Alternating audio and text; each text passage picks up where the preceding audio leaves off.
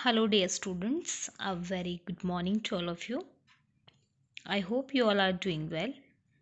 So, today we are going to start our next chapter. Your chapter number 4, sorting material into groups. All right. So, in this chapter, we are going to discuss about all these topics. So, your topics are materials around us, properties of materials, and sorting materials into groups. Okay. So, the first topic is materials around us. Now, have you noticed that our food and clothes have so much variety in them? Not just food and clothes, there is such a vast variety of objects everywhere. You must have seen different things in your surroundings, and these look different and also have different properties, right? हर एक चीज़ की property different है एक दूसरे से। आप अपने चारों तरफ बहुत सारी चीज़ें देखते होंगे। ओके, अगर आप अपने रूम के चारों तरफ ही देखें तो आपको बेड है, आपका चेयर है, टेबल है, क्लॉथ्स है, शूज़ है, कंप्यूटर है एंड मैनी मोर थिंग्स। अगर आप किचन में चले जाएं तो you may be find out utensils, gas stove, fruits,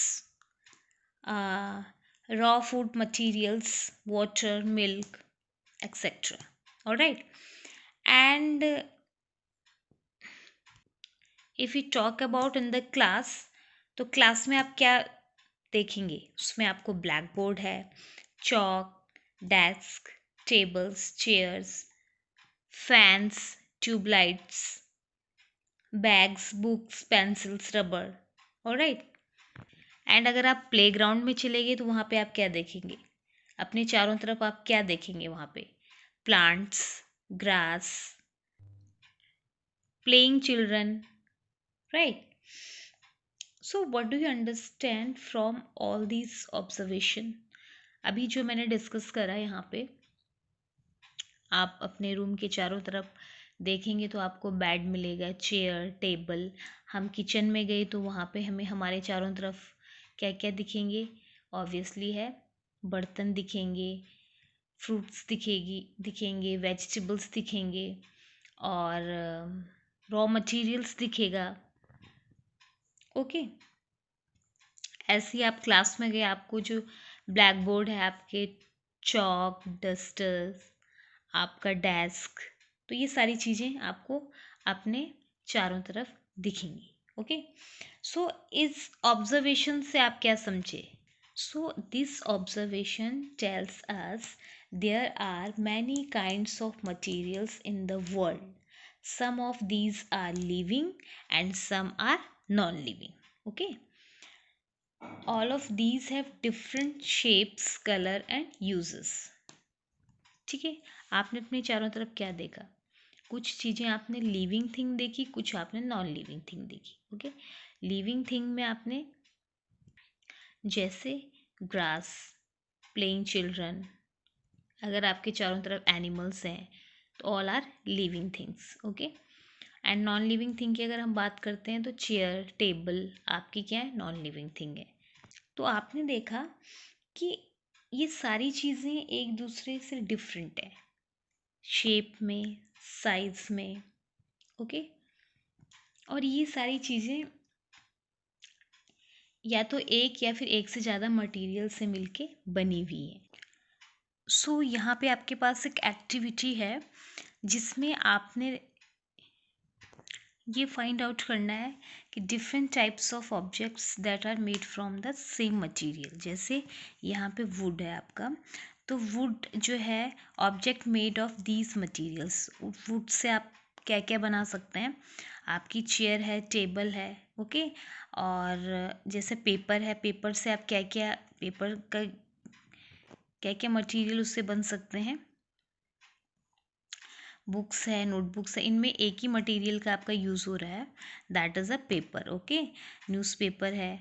तो उसी तरह से आपने लेदर का बताना है, प्लास्टिक का बताना है और कॉटन का बताना है। Okay, so as you know that all objects around us are made of one or more materials. Okay, and these material may be glass, metal, plastic, wood, cotton, paper, mud और soil. Okay, सो यहाँ पे आपने देखा कि would जो है, would जो chair है, टेबल है आपका, ये किससे बना हुआ है? वुड से बना हुआ है। ठीक है ना। बुक्स है, मत मीन्स वुड का यूज़ हो रहा है इन्हें बनाने में। ओके, आपका बुक्स है, नोटबुक्स है, इसमें आपका पेपर का यूज़ हो रहा है बनाने में। ठीक है ना। तो वैसे ही अपनी एक्टिविटी में आपने यहाँ पे नोट डाउन करना है कि लेदर का यूज़ किन किन चीज़ों को बनाने में होता है, एंड प्लास्टिक का यूज़ भी, और कॉटन का भी। ओके, तो आपने ये टेबल अपनी बुक में फिल करनी है। नाउ नेक्स्ट क्वेश्चन इज कि मटेरियल्स को ग्रुप में रखने की क्या ज़रूरत है? हम मटेरियल्स को ग्रुप में क्यों रखते हैं? क्लासिफिकेशन क्यों करते हैं मटेरियल का? मीन्स अभी हमने जो एक्टिविटी की है उसमें वुड से जो भी, जैसे वुड से चेयर है, टेबल है, आपका व्हील्स हैं, ये वुड से बनी हुई है। हमने इन्हें, अगर इनका क्लासिफिकेशन करा जाए तो इन्हें एक ग्रुप में हम रखेंगे। ओके, तो वाई क्लासिफिकेशन इज़ नेसेसरी? ठीक है, और क्लासिफिकेशन होता क्या है? सबसे पहले हम ये देखेंगे व्हाट इज़ क्लासिफिकेशन, क्यों ज़रूरी है ये हम बाद में देखेंगे। पहले हम देखेंगे क्लासिफिकेशन होता क्या है। तो क्लासिफिकेशन जो है एक ग्रुपिंग है, grouping similar thing together is called classification.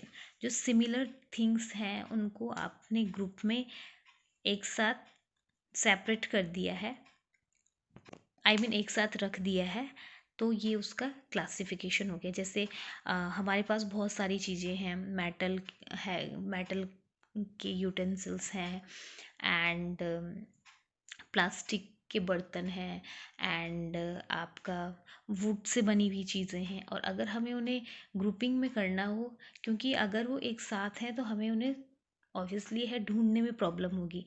लेकिन आपने देखा होगा कि ग्रुप क्लासिफिकेशन हर जगह काम आता है, ग्रुपिंग हर जगह काम आती है। बिकॉज अगर आपने कोई चीज़ सिस्टमेटिक तरीके से रखी हुई है तो आपको भी उसे ढूंढने में परेशानी नहीं होती है। ठीक है, तो सपोज़ ये सारी चीज़ें हैं, तो हम क्या करेंगे, जो वुड से बनी हुई चीज़ें हैं उनको एक तरफ कर देंगे, जो प्लास्टिक वाली है उनको एक तरफ कर देंगे, और जो आपकी मेटल वाली चीज़ें हैं उनको एक तरफ कर देंगे। तो ये सिस्टमेटिक तरीके से हमने इन्हें रखा हुआ है। तो यही होता है क्लासिफिकेशन। क्लासिफिकेशन में क्या होता है कि हम सिमिलर थिंग्स को क्या करते हैं, ग्रुपिंग कर देते हैं, जो एक जैसी चीज़ें हैं। ठीक है, अब क्यों ज़रूरी है क्लासिफिकेशन? क्यों हम classification is necessary? Because have a systematic knowledge of things, ताकि कि हमें उन चीज़ों की सिस्टमेटिक तरीके से नॉलेज हो। अगर ऑब्वियसली कहीं पे आप चले गए और सिस्टमेटिक तरीके से कोई चीज़ रखी हुई है तो आपको उसे ढूंढने में कोई परेशानी नहीं होगी। ठीक है, you are easily able to find out. But अगर वो सारी चीज़ें एक साथ रखी हुई हैं तो आपको उन्हें उसे ढूंढने में परेशानी होगी। ठीक है, तो एक सिस्टमेटिक नॉलेज ऑफ थिंग्स का मीन्स यही है कि कोई भी चीज़ का हमें एक सिस्टमेटिक तरीका पता चल जाता है, नॉलेज हो जाता है कि अच्छा ये वुड से बनी हुई चीज़ें हैं तो ये ऑब्वियसली है, तो ये वो सारी चीज़ें अगर सिस्टमेटिक तरीके से रखी हुई हैं तो आप उसे ईजिली से फाइंड आउट कर सकते हो। Next one is have a general idea about all the members of group and know how members of group differ from those of one group। Means एक हमें आइडिया मिल जाता है, अगर हमने टू ग्रुप्स में डिवाइड कर रखा है किसी चीज़ों को, किन्हीं दो चीज़ों को, तो उसमें हमें ये आइडिया मिल जाएगा कि ये जो ग्रुप है ये दूसरे से कैसे अलग है।